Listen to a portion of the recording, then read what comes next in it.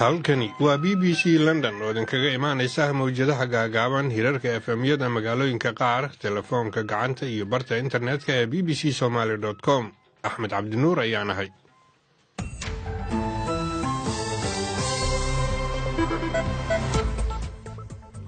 waa Jimco 28 bisha afaraad ee 2017. barnaamijka waxay la tahay ee dooda galabta waxa uu ku saabsan yahay xiriirka iskaashiga ee ka dhaxeeya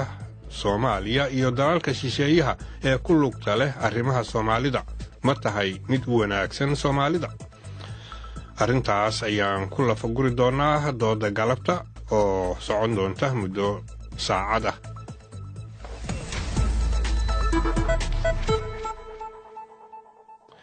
si aad ra'yigaada uga dhiibato qoraal ku soo dir nambarka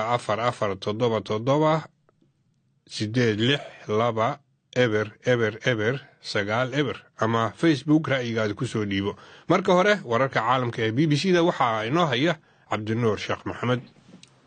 axmed aad baad u mahadsan tahay. xogayaha arrimaha dibadda ee Mareykanka Rex Tillerson ayaa gudoominaya fadhi goordhow golaha ammaanka ee qaramada midoobay uu yeelanayo. fadhigu waxa uu ku saabsan yahay xayiraadaha iminka lagu hayo dowladda Kuuriyada Waqooyi iyo sida suurtagal ay u tahay kuwa kale in lagu saaro barnaamijkeeda nuclearka iyo gantaalaha ay tijaabiso. wasiirka arrimaha dibadda ee Shiinaha Wang Yi ayaa isna shirka ka qayb galaya, waxaana horey uga digay xaaladda gacanka Kuuriya ka aloosan in ay faraha ka bixi karayso. macluumaad horedhac oo ka soo baxay wasaaradda ganacsiga ee Mareykanka waxaa lagu muujiyey dhaqaalaha dalka Mareykanka xoogaa inuu kordhay 3 bilood ee ugu horeysay sanadkan, ha yeeshee uu gaabis yahay marka la barbar dhigo 3 bilood ee ugu dambeysay kala hore. dadka arrimaha dhaqaalaha ka faalloodana waxa ay sheegeen gaabiskan dhaqaale ee Mareykanku inuu dib u dhac ku yahay ballantii madaxweyne Trump ee ahayd inuu xoojin doono kobaca dhaqaalaha dalka. magaalada tan London nin shalay Khamiistii la xiray isagoo oo boorso dhabarka ku sitay mindiyo uga buuxeen oo ku sii jeeday dhinaca baarlamaanka ayaa heybtiisa lagu sheegay Maxamed Khalid Cumar Cali oo British balse dalka dibadiisa ku dhashay. waa 27 jir, waxaana la rumaysan yahay inuu dhigan jiray iskuul ku yaala degmada Tottenham ee waqooyiga London.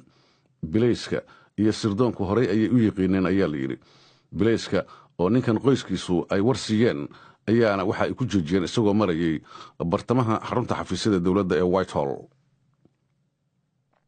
madaxa kiniisadda Katoliga Pope Francis ayaa ka degay magaalada Qaahira. halkaasi waxa uu ku tagay booqasho loogu talagalay xoojinta dib u heshiisiin iyo is-afgarad dhex mara muslimiinta iyo kiristaanka. ammaanka ayaa aad loo adkeynaya inta booqashadiisu socoto. waxa uu jecel yahay boobku dadka inuu dhex galo, mana isticmaali doono baabuurka aanay xabaddu karin. sidaa daraaddeed taa beddelkeeda waxa uu qaadan doonaa gaari yar.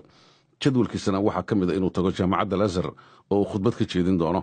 Bob Francis iyo baadariga ugu sarreeya kiristaanka qudbiyiinta Bob Twadros ayaa ka qayb geli doona munaasabad ka dhici doonta kiniisad ka mid a kuwii la qarxiyey bishii December.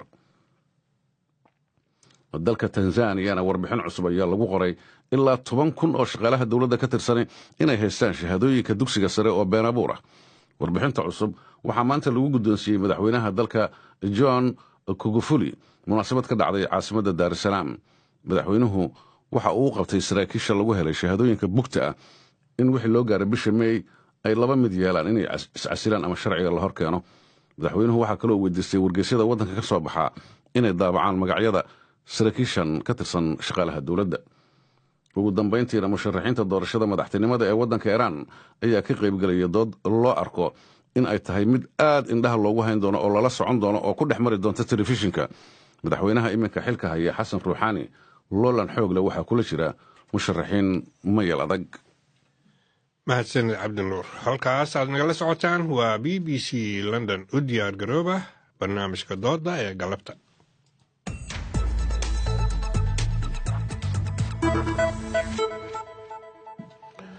Soomaaliya inkastoo badanaaba laga soo sheego warar dhibaato leh sida dagaal, xadjirnimo diineed, saboolnimo, abaar iyo burcadnimo,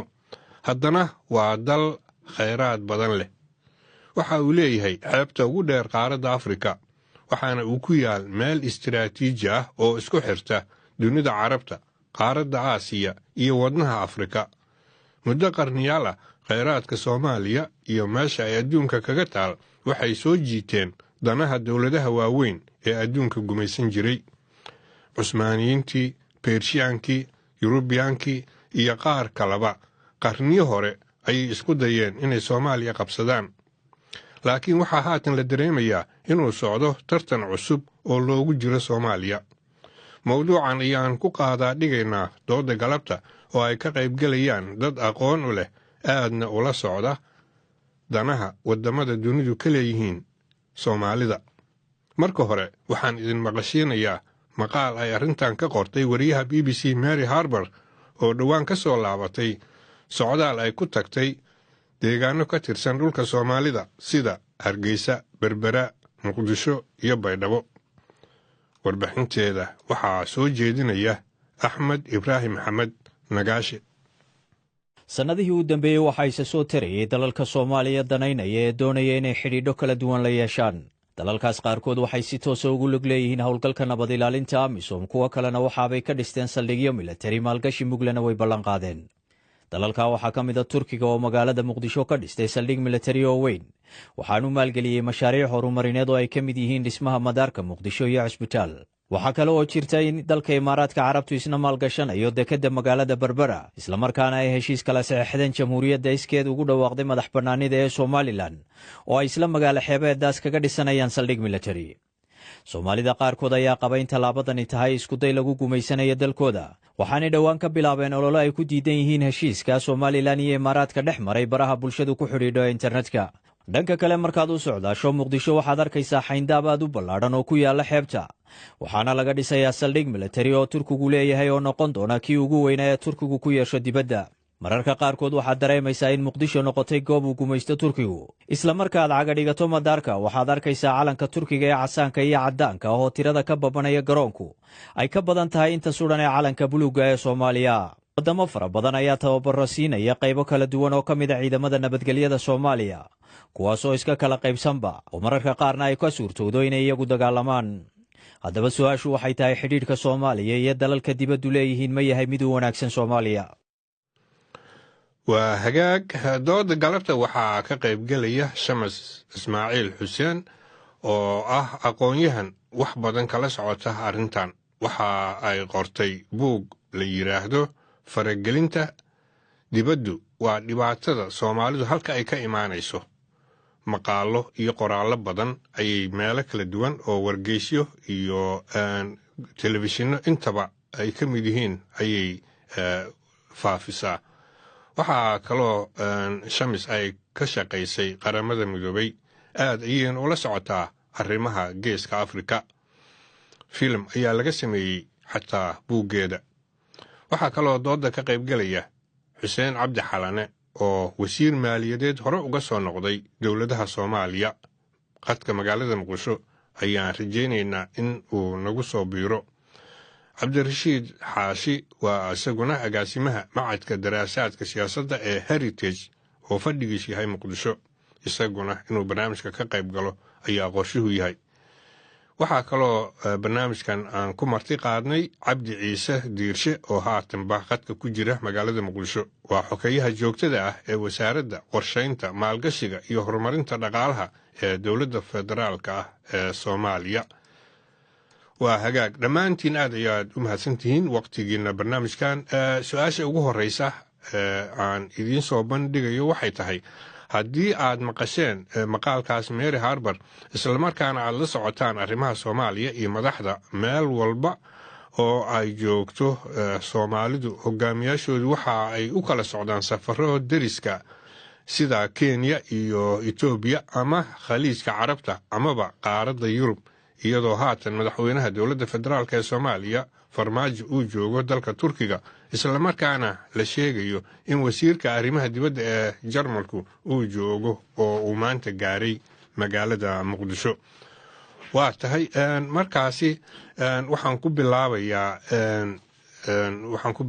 xogeyaha joogtada ah Cabdi Ciise Diirshe oo qadka Muqdisho ku jira.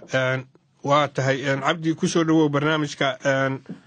su-aashaas maxaad kaga jawaabaysaa arrintani dan ma u tahay soomaalida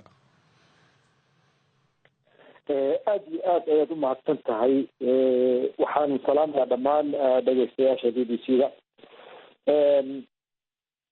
sidoo kale waxaan salaamayaa walaalaha kale ee ka qayb galaya doodan su-aashaas waa su-aal runtii aad iyo aad muhiim u ah waana jirtaa siday weligeed hore ugu jirtay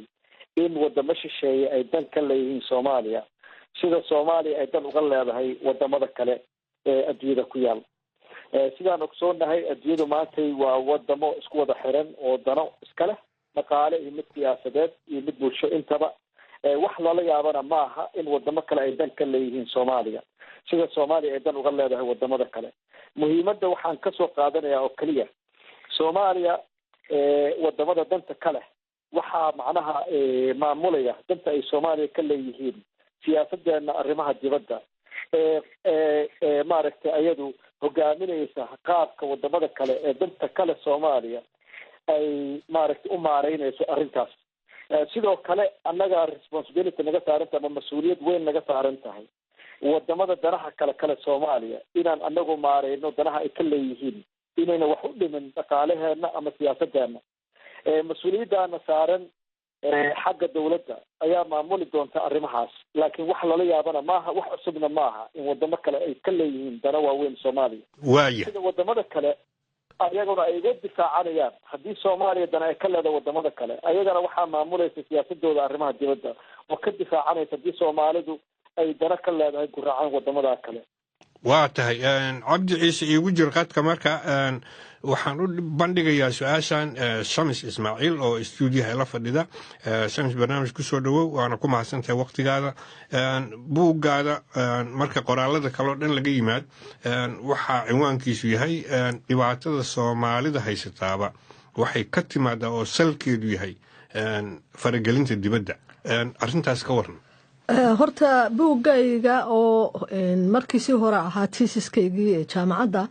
titlekiisu waxay foreign intervention in the horn of Africa buu ahaa marka waxaan meesha ka saaray hoonkii marka iminka waxaan ku takhasusiyay inuu noqdo Soomaaliya arrintan article ay Gulf Newsku ay publish gareysay 2013 daabacday kaasa markaa sheegaya boqolkiiba maxay tahay 90 ama ka badan mushkiladda Soomaaligu haysataa waxay ka timi ajnabiga marka halka markaan ka duulo waxa weeyaan marka ay dawlad la gelayso sida uu sheegay maxay tahay madanuhu ay la gelayso heshiis waa inay siman yihiin waa in ay maxay haytoy ay dawlad jirta oo aan iyadu maaragtay isku kalsoon oo xuduudeeda la ogol yahay oo maxay tahay ay noqotaa maanta Soomaaliya halkay marayso guud ahaan ma aha dad wali lugihiisa ku taagan adduunyadu marka way naga gardaran tahay inay horta inagiyo aan sare u kicin ay maxay hayto inoo timaado oo dhulkii ay marba qoloba tiraahdo halka hadday qolo tagtay anna halkaasaan tagay marka waxa la yaab leh marka nimanka Soomaalida rag bay u badan yihiin ee meel kasta jooga dan waa la inaga yeelan karaa inaguna dan waa yeelan karna taasi weligeedba way soo jirtay laakiin arrimaha loo baahan yahay waxa weeye marka danta lagaala yeesho adigu halka taaganta ma isku kalsoon tahay ma haysataa ciidan ma haysataa dhulka badbaan la xukumin intaasoo ummadeed baa badeena joogto kala wada jaada intaasoo ciidamada gudaha ku jira oo ay qof Soomaali oo dalbaday oo yiri ii kaale ciidanow qaarkood aan lahaynin marka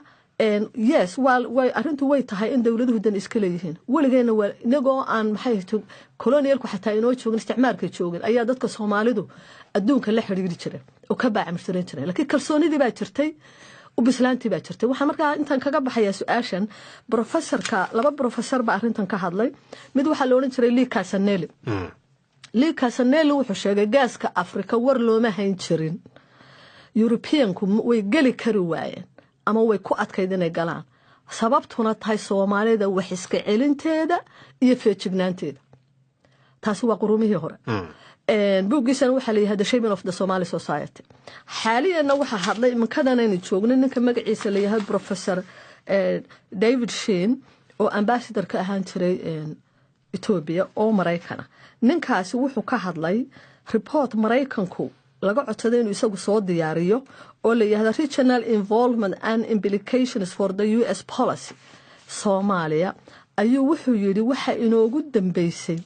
1813kii iyo 1907 markii Asia loo tartamayay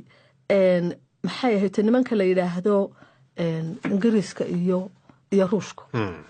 marka ma dhicin buu yiri intii isticmaalku Afrika uu ka tagay wadan adduunku ugu mashquulo masiirkiisa wuxuu noqon doono waa markii ugu horeysay Soomaaliya faraha loogu la jiro aad iyo aad u mahadsantahay waa kugu soo noqonaya waxaan mar kale la hadlayaa Cabdi Ciise Cabdi Shamis waa aragtaa hadalkeeda waxay leedahay dana waa la kala yeeshaa laakiin dad isla xoog ah ama isku maqaam taagan ayaa dana dhex maraan Soomaaliya oo burbursan oo dadkeedii aanay aadna heshiis u ahayn meel qurana laga xukumin in maaragtay heshiis lala galo waaba khalad maxaad kaga jawaabaysaa walaal horta anigu maba jecliba arrintan Soomaalida ku dhex badatay oo ah defeatism-ka ma aaminsan anigu oo markasta la leeyahay Soomaalidu ayada baaba ayada maaragtay ii sheeg laga awood roonaaday ayada maaragtay maanta la qabsanaya ma aaminsan Soomaalida in hadda la haysto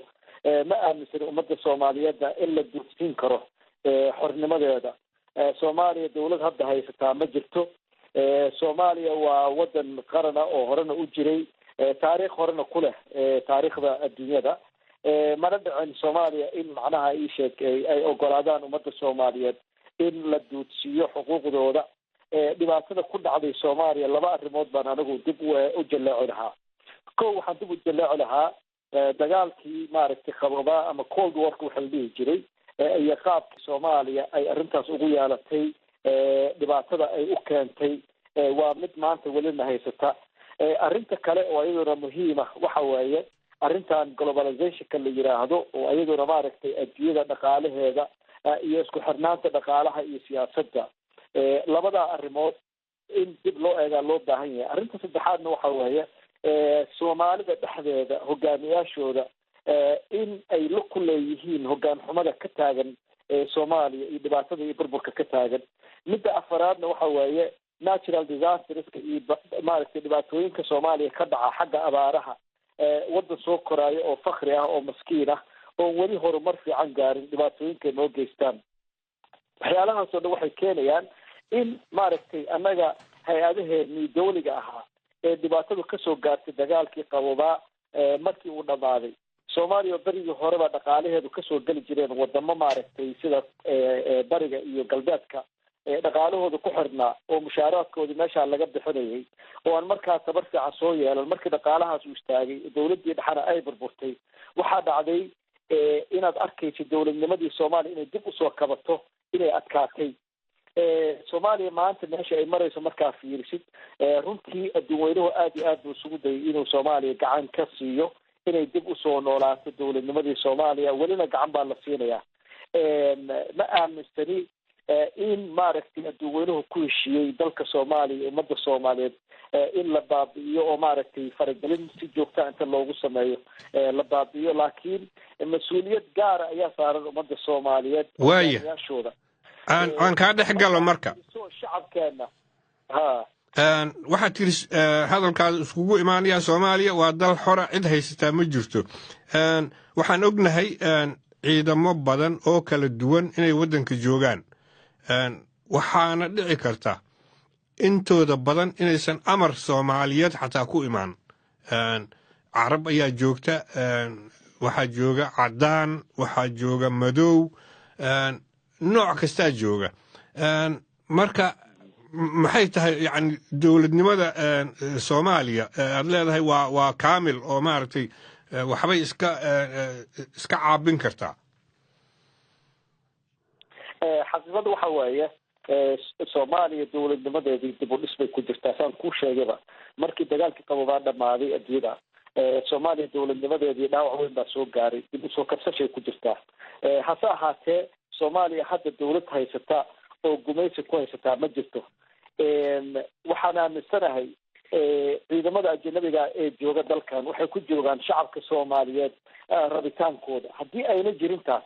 shacabka soomaaliyeed maalin keliya kaga saari karaan. waa hubaa in ajanabi dalkan jooga ayna maalin sii joogi karin shacabka soomaaliyeed haddayna doonayn.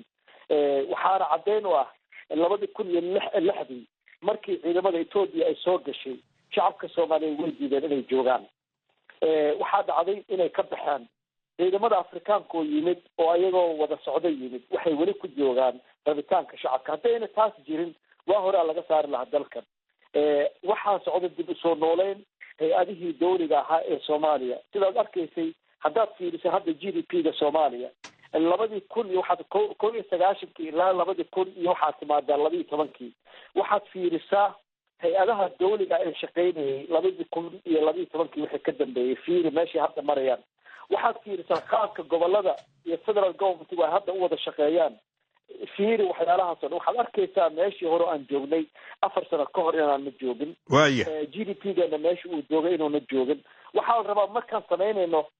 aragti buuxda markaan ka qaadanayno arrimaha Soomaaliya waxaa raba meelo kala duwan inaan ka fiirino laakiin ummadda inaan cabsi lagu gelin waa la haystaa. ummadda Soomaaliyeed waa dad geesiyiina dalkooda lama qaadan karo.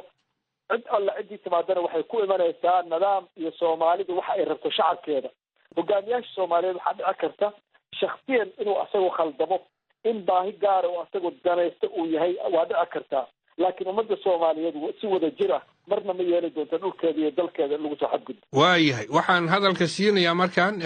cabdirashiid xaashi madaxa ama agaasimaha macadka daraasaadka siyaasadda ee muqdisho oo nagu soo biiray. cabdirashiid waa mahadsan tahay waqtigaada. dood waxay maraysaa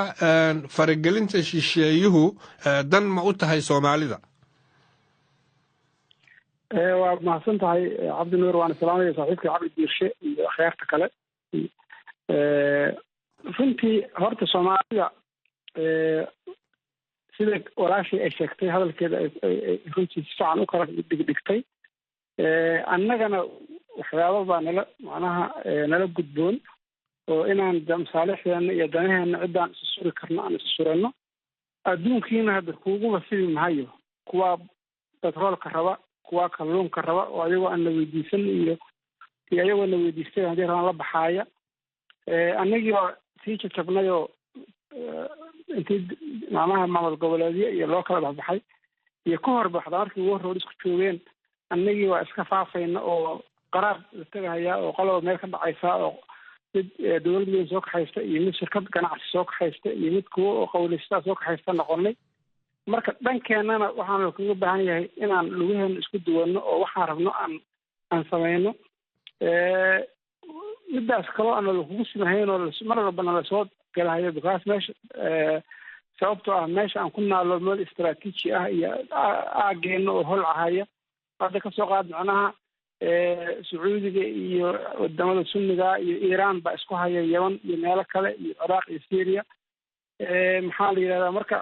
annagii meel baan ku naalaa fiican oo marka laysugu simi maayo intaan Iiraan aysan nimankii gacanta ku dhimin kuwo kale Imaaraad iyo Sacuudi iyo kuwo kale imaanaya. markaas annaga haddii bakti baahi looma cune haddii markaas ay gaajo nagu dhegan tahay waxaa dhici karta waxaan wax weyn ku goosan karnay inaan markaas waxna lakuga fujiyo. marka culays badanna waa ka imaanayaa tartanka iyo loolanka caalamiga ee adduunka ka socda ama galbeed iyo baraha ka dhex socdo ama kuwa dariska ha ka dhex socdo. annagiina falfalxumo badan baan samayn jirnay muddo dheer oo aan iska gelayno. marka runtii labadaas arrin way keenaysaa in gacanta nalala soo galo. guud ahaanna inkastoo saaxiibka cabdi diirshe oo shacabka Soomaaliyeed aada u ammaanay haddana dowladaha Soomaaliya soo marayay ilaa dowladda Cabdiqaasim laga soo bilaabo after lagu sameeyay 2000 ilaa tan kulligood waa dowlado aada u tabaryar weeyo amnigooda aan sugan karin oon dhaqaale ahaan isku fillayn oo aan ciidan haysan oo midnimo guud oo shacabka isugu toostoosan yihiin iyo maamul goboleedyadii aan haysan. taasna waxay keenaysaa marka inaysa waxaysa xambaari karin dadka mas-uuliyiinta ama madaxda waxaysa xambaari karin ama mandate u haysan inaysa gelin oo maaragtay ay ugu simaan. annaga hadda ka hor heritage ahaan oilka Soomaaliya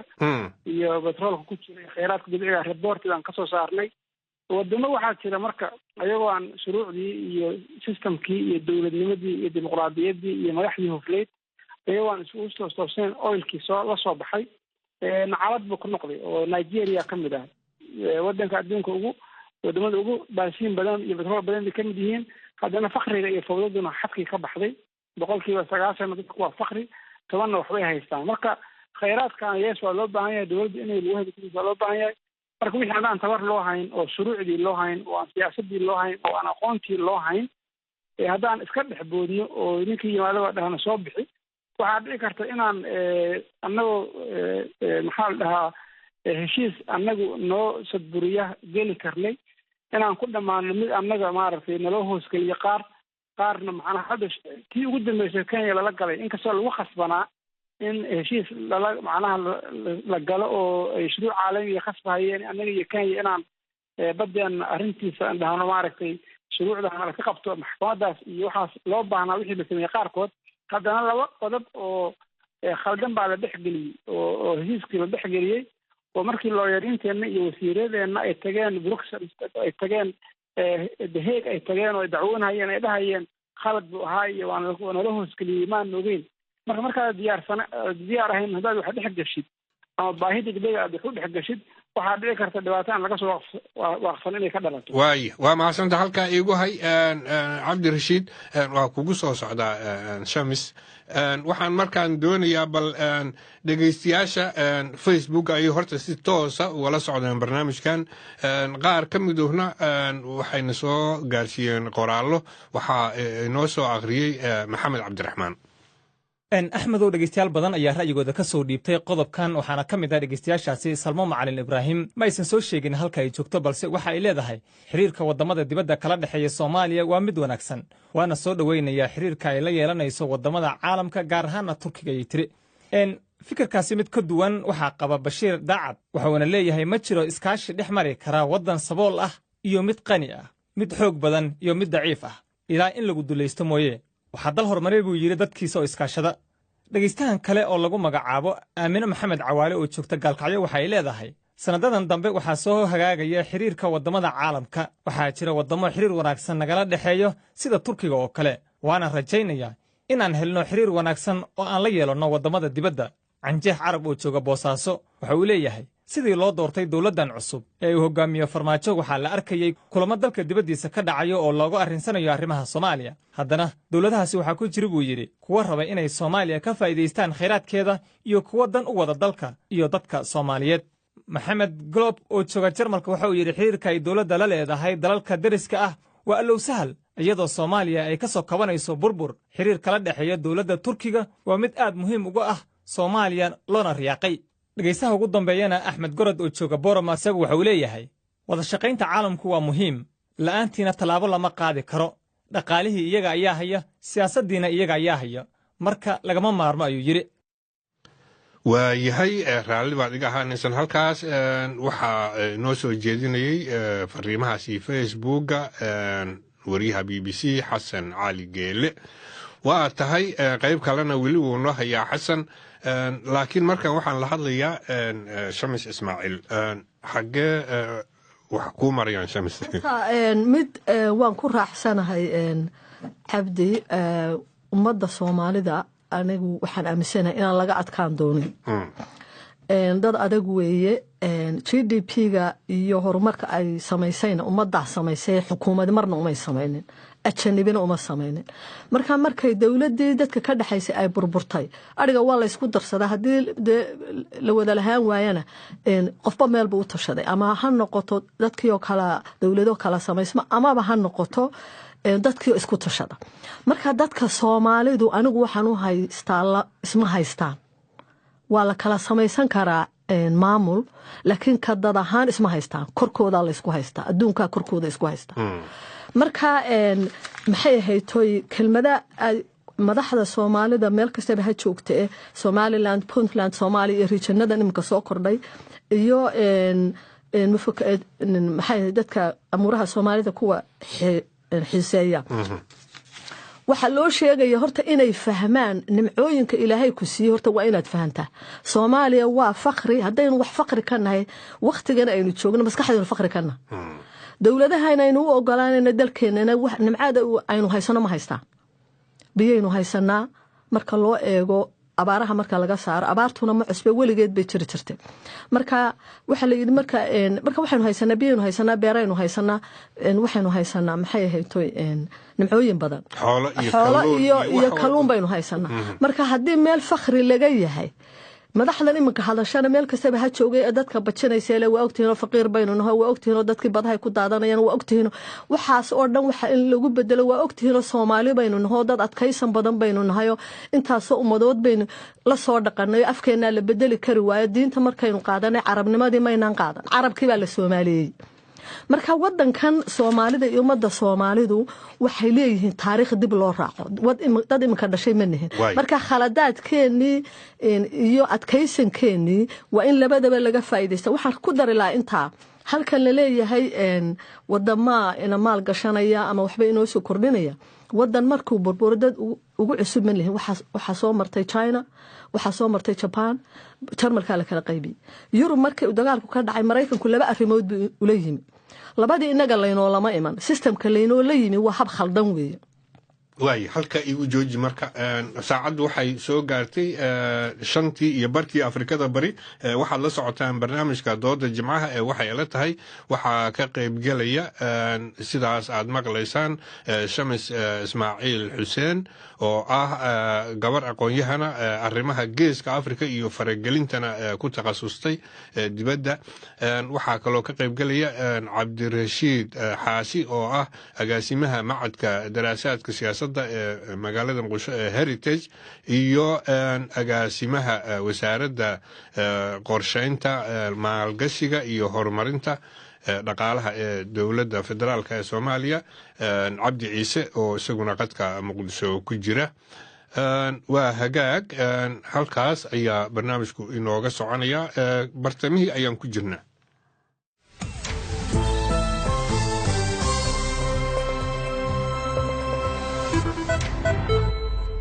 waa kugu soo noqonaya Shamis marka laba arrimood oo loola tagay dadka burburay ilaa Turkigu markuu burburay xadaaradii muslimka diintii lagama adkaanay laga adkaaday xukunkii Cusmaaniyada laba arrimood iyo Yurub markii ay dhibaatadu laba arrimood u Mareykanku u leeyim wuxuu u leeyimay arrinta leeyahay Marshall Plan iyo Truman Doctrine amuurta markaa uu ku dhisayo saraa loogu soo qaaday markuu ogolaaday Turkigu inuu Mareykanku caawiyana isaga in ka kacay marka khaladaadka ummadaha hore in laga faa'iideysto inaga marka labada laynoo lama iman inakiyo kala daadsan oo waliba sadaran maxaa la yiraahdaa Soomaalida Somali what is now called Somali Republic la yiraahdo oo aan ba gaarin one man one vote aan gaarin oo badeedii xalana waxa ciidan baa fadhiya maxay la yiraahdaa meeshii ciidamada Soomaalidu lahaan jireen Mareykan baa yimi Ingiriisku markii ugu horeysay cid buu diray Afrikaankan qolaa intay keentay ku masruufta marka iyadii oo aan ba gaarin qofkii inuu footeeyo oo laga maarmo aqalada dadka maxay keenaya ayaa la rabaa in sax lala galo heshiisiye ah marka waxa weeyaan adduunka waxaan oo dhan wax cusub maaha Soomaaliduna ma cusba laba dhaqan baa meeshii la rabay in la marto mid keeni inaka booliiska laga caawinaya sharci baynu lahayn xeer iyo diinta la yiraahdo marka waxa miyaa lagu haystaayo waxaynu nahay trusteeship UN iyo wadamada hore u maray baynu hoosnim mise sida labada arrimood ee uu Mareykanku barigii markii ay taasi dhacday u keenay ayaa ahayd in horta layna caawiyo caawimadaasina ay noqoto mid deynba ha noqoto laakiin adiga kala daadsan kuumana ogoli dawladoo dhulkaagii baan iska fadhiyaa meeshaan doonaan fadhiisanaya haddana saxiixiyaan kula gelay arrin isqabata ma aha laakiin mid baan umada Soomaalida guud ahaan ba u sheegay meel kastay joogaan Soomaalida weligeed lagama adkaan aadna waxaan u dareemayaa in laga adkaan doonin laakiin labada kale aan ku soo gabeynay waxa weeye maxaa la neefka weyna markuu dhaco awrka cid wala faash bay u soo qaadata waa maamaha Soomaaliya mid kale oo la isticmaalay waxa la yiraahdaa waa la doogayaan la dacaroon taariikh ba hadhaysa nimanka imanka madaxda ah waxyaalaha dambiyada ay ka gelayaan hadda Sayid Maxamed Cabdulla Xasan taariikhdu qoli qof kasto Soomaali uu ku faana marka meeshan qof noolaanaya ma jire dhagxumaha kaga tagin ummadda Soomaalidana way noolaanaysaa lagamana adkaanayo laakiin ninka imika hor ordayo waxa aad ku kacayso ka fiirso waa mahadsantahay oo kugu soo noqonaya mar kale waxa la hadlayaa markan Cabdirashiid Xaashi Cabdirashiid halkaas ay maraysaa halo Cabdirashiid warka waa run weeye gabadha dhamaysay science baa dhamaysay abdina kama fogeyn oo waa inaan dadaalo oo hadda maanta dhan meel intaan isku soo xirno cid aan la hadlayno ma jirto ma oran karno nalo ku wasilnahayo adduunka agteena isku wada baacsanaya kuwa isbaacsanaya iyo kuwa tartamaya iyo kuwa wax ka dhumaya iyo kuwa wax doona baa nagu wada jira laakiin guud ahaan runtii laakiin arrintu waxay tahay Cabdirashiid meeshii waxa ku jira dadka Soomaalidu la macaamilayso qudhooda ayaan heshiis ahayn dhinac waxaad arkaysaa carabtii khaliijiyiintii oo socda dhinac turki baa socda dhinac maxaan ku yiraahdaa Afrikaan dhinac Europeans marka waxaas oo maaragtay iska soo horjeeda miyaanay dhibaato kale ku sii kordhinayn su-aasha su-aal aada muhiim u ah weeye maalin aan dheerayn baa waxaan Nairobi kula kulmay sarkaal sare oo Djiboutiana dalkaas hadda waa heena oo Djibouti degan waa dal aada u yar marka ciidanka Amisom oo gobolka Hiiraan ka howlgalo ka mid ahaa wuxuu ugu yiri walaalo dee gobolkan Hiiraan 3 goor iyo bar buu ka weeyahay Djibouti waa ku dawama gaari weyn oo dhameystir weyn ciidanka iyagiina 50% baa aan geeyay Soomaaliya taas ayagoo wadankaas ay baaxadiisa ay u yar tahay bay haddana adduunkii oo dhan magaalada Djibouti dekada ku taalla iyo jidka ku yaallay Chinese iyo Mareykan iyo cid walba ku wada hayaan ayagoo masaalixooda waardiyeysanaya danahoodana ka raacanaya dowladnimadoodii iyo qarnimadoodiina iyo maaragtay iyo Faransiiskii kuwa ku horreeyay waxoodii waardiyeysanaya marka waxaa loo baahan yahay madax Soomaaliyeed oo ayagu horta fahansan dalkan wuxuu ku fadhiyo dalkii manashidin baa lagu gadayaa iyo $2 ama macnaha xiriirada lala sameeyanayo ama dadka wala macaamilayo 20,000 iyo 20 milyan baa xiriirku ku salaysnaanaya 200 trilyan buu ku salaysnaanaya marka madaxda Soomaaliyeed oo hoggaanka haya baa horta waxaa looga baahan yahay inay masaalixda ummadan inay ayagu waardiyayaan naftooda iyo carruurtooda ka hormariyaan midda labaadna wixii ayaga ka sareeya maaragtay mushaarkooda ka sareeya oo macnaha wixii ayagu ay geli karin oo tabarta dalku hadda is xambaari karin oo is xamili karin inay iska hakiyaan oo madaxda ka dambaysa 50 sano kadib 10 sano kadib 15 sano kadib madaxdaas galaysa marka waxay wax ka qaban karaana sida ugu mudan oo ugu hufan oo maslaxada Soomaaliyeed boqolkiiba macnaha 80-90 lagu sugi karo oo wixii heshiiskii la galo annagu aan marba faa'iido qabno wixii aan khasirnay ama nala ka wareegsadayna waxaan ka bixi karnaa ay yihiin inay galaan haddii xamili karinna waa inay isku dhagajabeen ama isu qaadan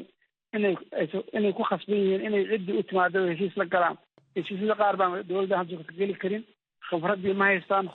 ma haystaan aqoontii lama hayo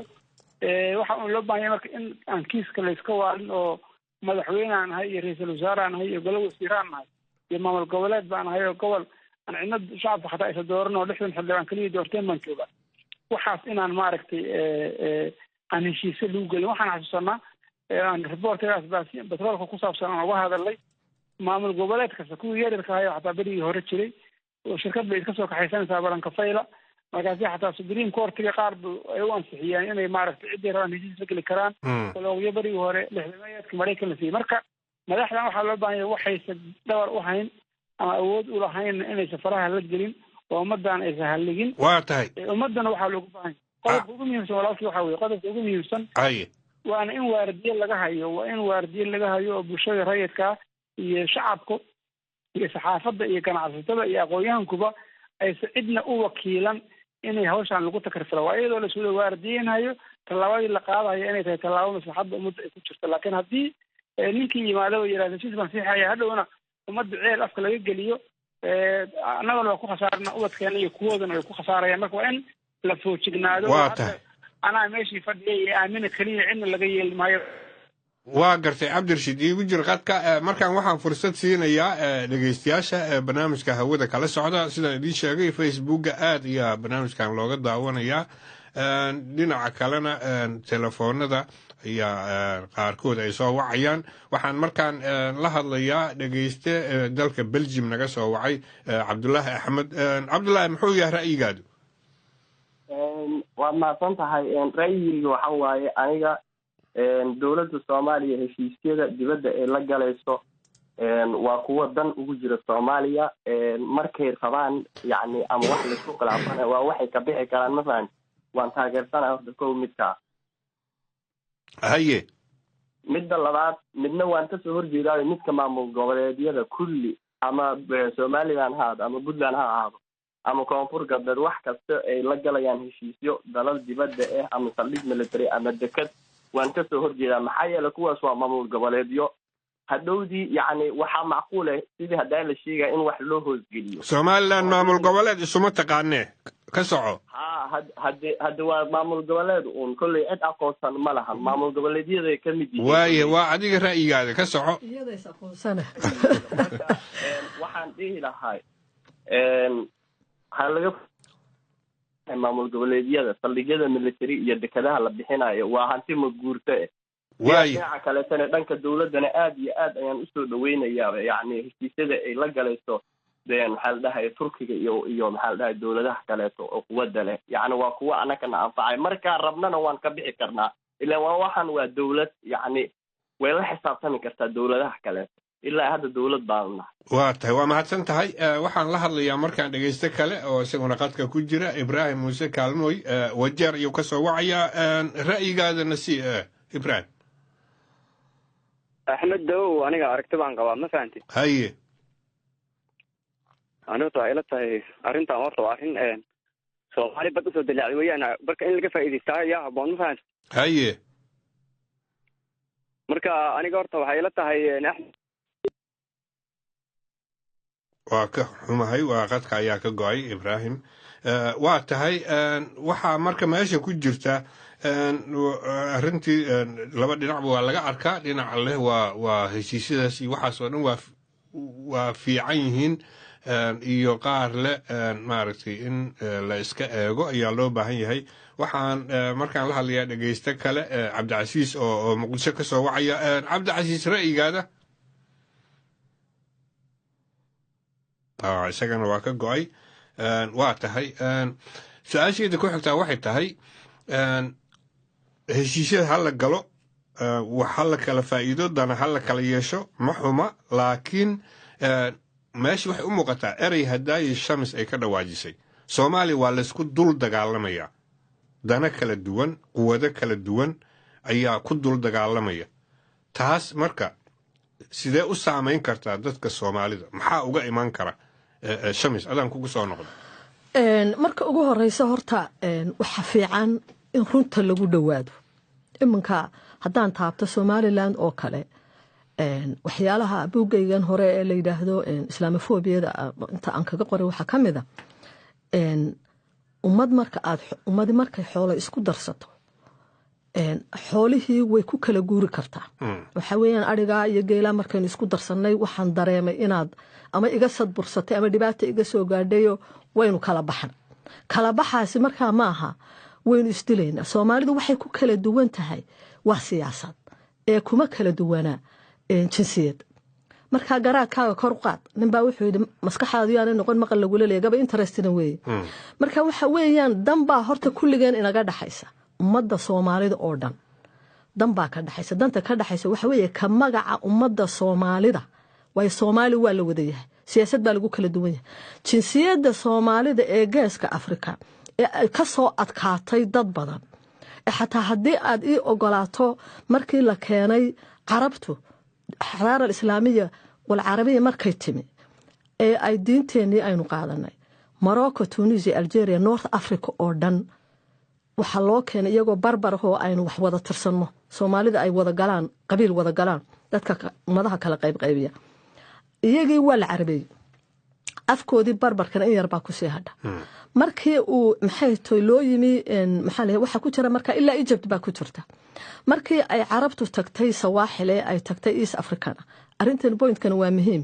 in la sheer garay aan la wadaago Soomaalida waxa weeye markii ay carabtu tagtay meeshan magaceeda la yiraahdo gaas halkan kale ee maxay toy Tanzania iyo Uganda iyo caanka waxay abuuratay af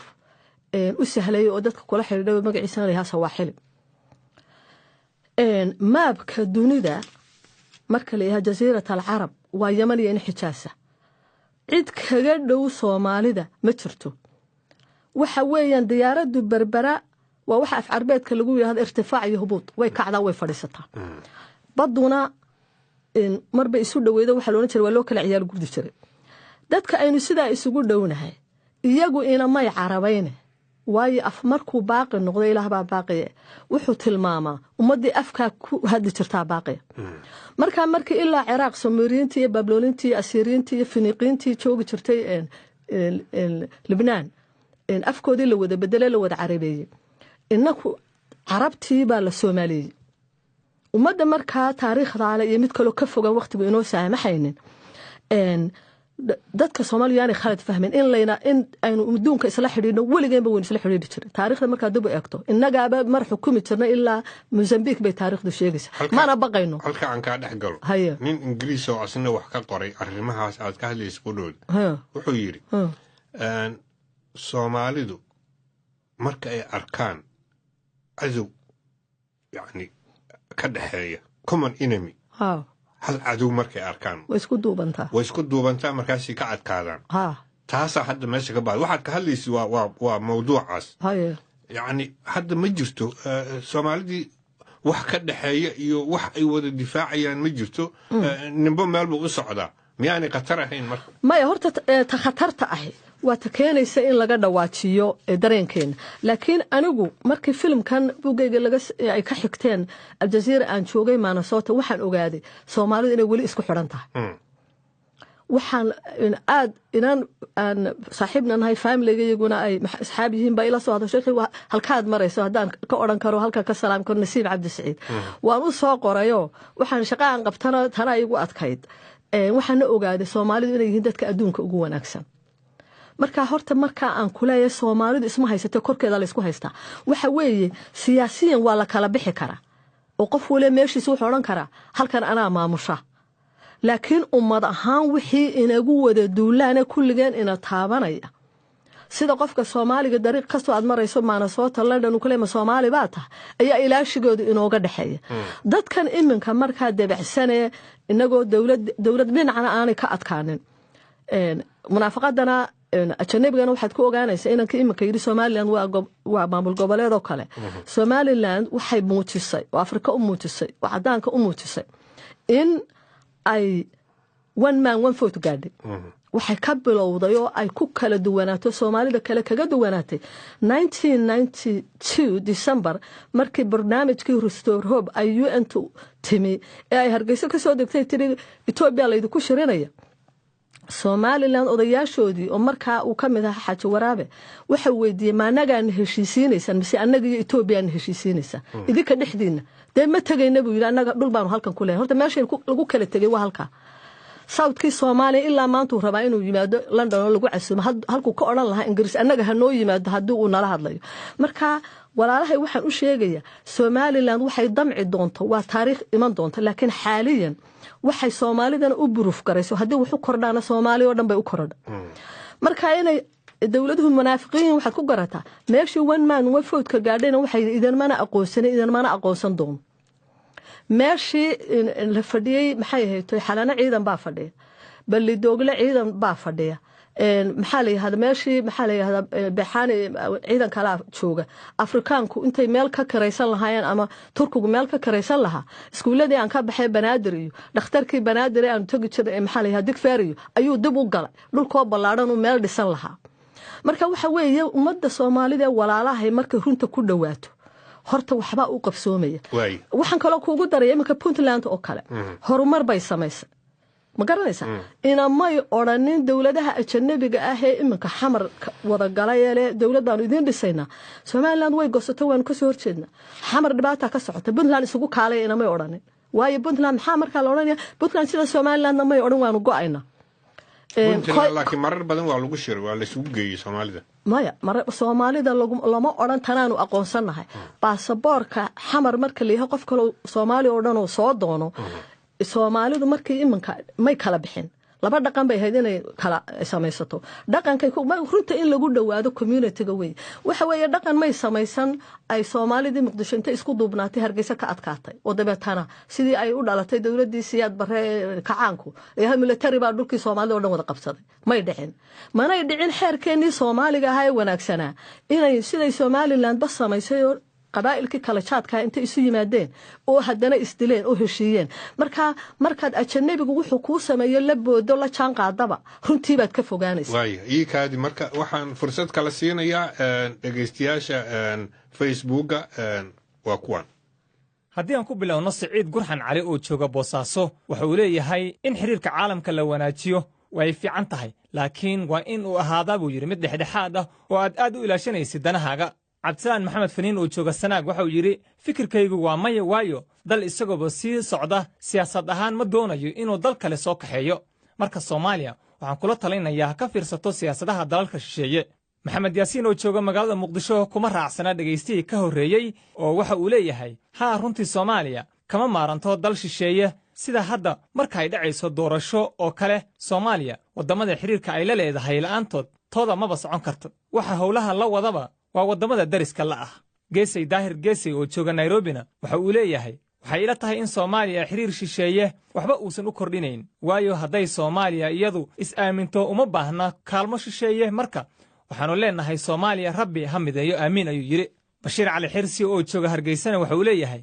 haddii dalalka caalamku ay Soomaaliya ka joojiyaan faragelinta siyaasadeed inuu sidoo kale hagaagi doono xiriirka ay la yeelan doonaan Soomaaliya iyo dalalka iyo dunida taasna waxaa sababi karaa buu yiri madaxda cusub ee Soomaaliya oo dabargoyn ku sameeya faragelinta shisheeye iyagoo adeegsanaya mowqifka shacabkooda ka qabo in dalkooda dawladda shisheeye aysan soo faragelin aadan axmed oo jooga Boosaaso waxa uu leeyahay waxtar ayuu u leeyahay xiriirka dalalka shisheeye Soomaaliya laakiin dalal baa jira iyagoo dano wata buu yiri haddii aan afka ku dhuftana waxtarka Turkiga ee Soomaaliya lama soo koobi karo iyo horumarka uu gaarsiiyay caasimadda Soomaaliya xasan cali geelle markale wuu mahadsan yahay ra'yiga dhegaystayaasha facebooka ayuu nala socodsiinayay waxaana qaar badan oo ilaa 700 oo dhegaystayaashaas ka mid ah haatan si toos ah ay noogala socdaan facebooka waa tahay waxaad dhegaysanaysaan ama daawanaysaanba waa barnaamijka dooda waxay la tahay galabta oo jimcaha waxaana uu ku saabsan yahay xiriirka iskaashiga Soomaaliya iyo wadamada dibadda ma yahay mid u wanaagsan wadanka Soomaaliya waa tahay waxaan markaan ku noqonayaa Cabdi Ciise oo ah agaasimaha qorsheynta wasaaradda qorsheynta maalgashiga iyo horumarinta dhaqaalaha ee dawladda federaalka Cabdi Soomaaliya ma la isku dul dagaalamayaa mise waa meel wax wada qabsi iyo iskaashi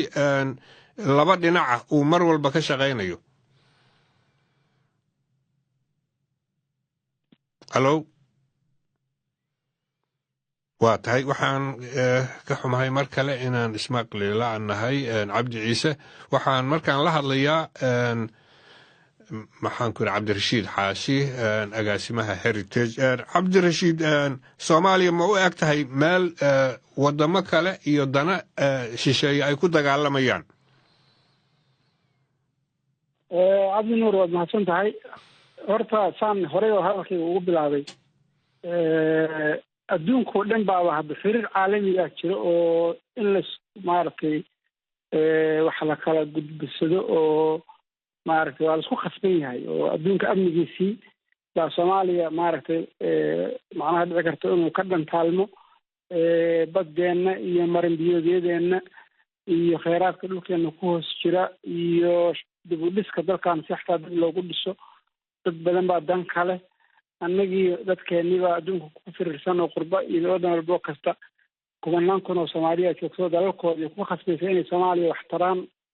dalal hadda ka hor aan iskalay oo deriska ah waa jiro oo jecel markaan wax u ekaan doono markii xaaladdu qabowdo inay yihiin si ay dhibaato uga imaanayeen marka waa lagu khasban yahay horta in maaragtay lees adduunku uu gacmaha nagula jiro aniguna gacmahana meel kale la jiro adduunkii dhan baa isku wada furan marka aniguna dawlad buufis qaba camal meel iskuma soo xiri karno laakiin su-aasha taagan waxa weeye sidee looga inaana ka muraadsan see uga macnaha falankeed u qabanayo uga shaqaynaa masaalixdeennana u waardiyeysanaa una maaragtay una gaarnaa ummadaha kalena masaalixdooda oo annaga aan dhib noo keenahayn aan maaragtay iyaguna ay nooga gaaraan